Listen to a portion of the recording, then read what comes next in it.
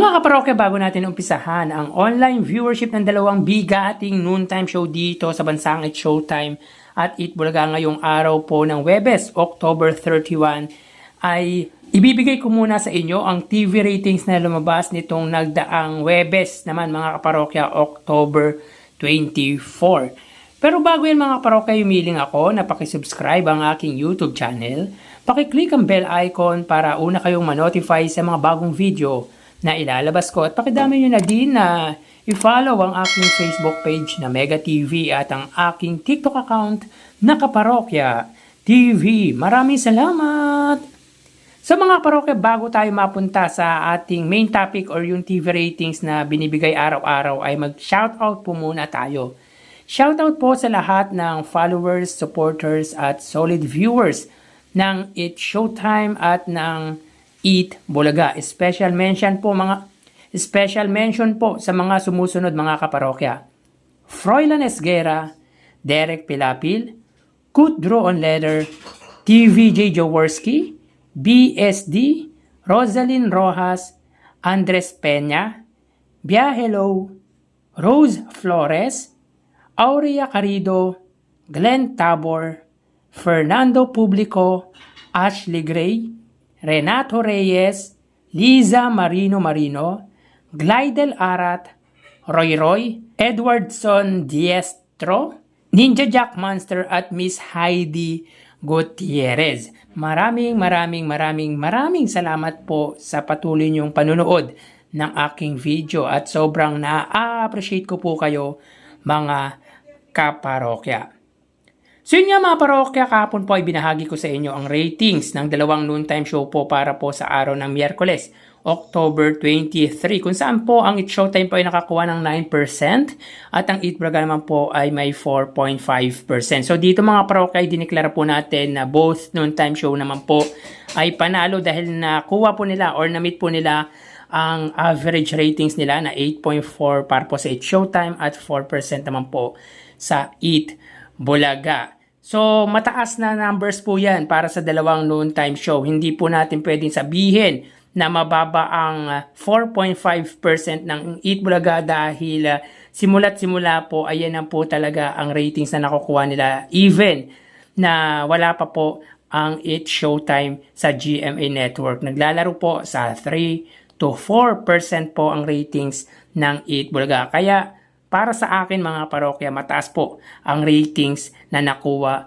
ng Eat Bulaga. So kung titingnan po natin dito mga kaparokya, ang pagitan ng dalawang main TV network ng dalawang noontime show ay angat po ng 2% ang kapuso sa kapatid network dahil dito ang GMA po ay may 6.1% at ang TV5 po ay may 4.1%. So both TV network naman po ay na-meet ang kanilang average ratings na 6% at 3.5% naman po sa TV5. So again, dito po ay parehas na nagwagi ang dalawang noontime show dahil mataas po ang nakuha nilang ratings. Mapunta naman po tayo mga kaparokya sa araw ng Huwebes, October 24. So dito mga parokya, kinuha po natin ang data na to sa tape defender na si Procnoy. Kaya thank you Procnoy sa data na inilabas mo dahil upon checking naman po sa Lionhear TV ay wala po silang inilabas na ratings para po sa araw ng Huwebes, October 24. So dito mga parokya, wala po tayong makikitang free-to-air ratings or yung mga ratings ng bawat TV stations na pinag-eerehan ng dalawang noontime show. So dito may kita po natin mga kaparokya na ang It's Showtime po ay may 8% at ang Eat Bulaga naman po ay may 4.2%. So mga kaparokya, kung matagal na po kayong nanonood sa aking video, alam nyo po kung sino nagwagi para po sa araw ng Huwebes. At ito nga po mga parokya ay ang Eat Bulaga. Again, para lang po to sa akin mga parokya dahil ito po ang paniniwala ko. Dahil alam naman po natin na sa dami ng bentahe meron ang It's Showtime ay naglagay po tayo ng TV ratings average na 8.4% at 4%. So dito mga parokya, wagi po ang Eat Bulaga sa kanilang TV ratings average. Yes mga kaparokya, Sa numbers po ay angat po talaga ang It's Showtime. Pero po dahil po sa average ratings na inilalagay po natin sa dalawang noontime show, tanging ang Eat Bulaga lang po ang siyang naka-meet or naka-abot sa kanilang TV ratings average na 4%. So para sa akin, wagi po dito ang Eat Bulaga. So tara ating alamin ang online viewership ng dalawang bigating noontime show. Para sa Eat Bulaga under TVJ Facebook page na may 2.6 million followers at sa It's Showtime naman po na may 18 million followers. So as of 1:33 PM, ang It's Showtime po ay may kasalukuyang segment na Kaloka-like. So hanapin po muna natin ang live ng It's Showtime.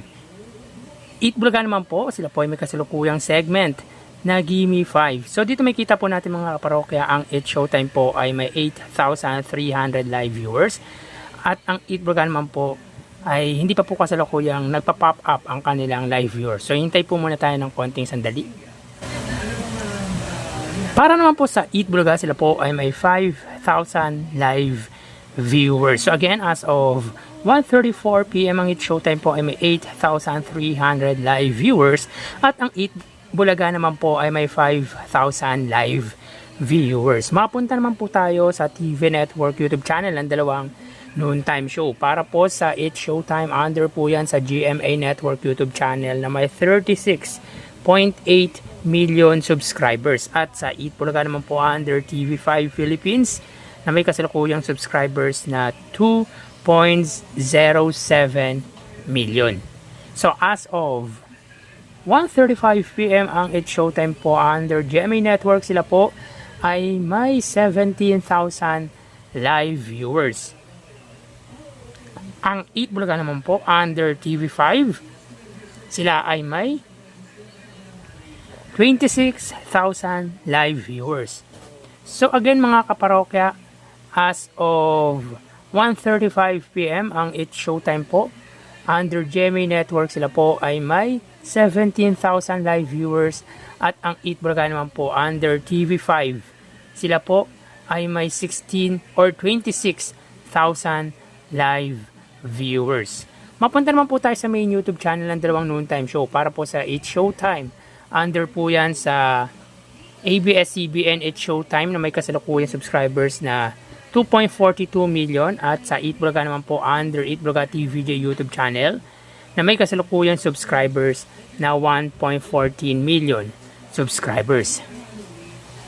So as of 1:36 PM, ang It's Showtime po, sila ay may 81,000 live viewers.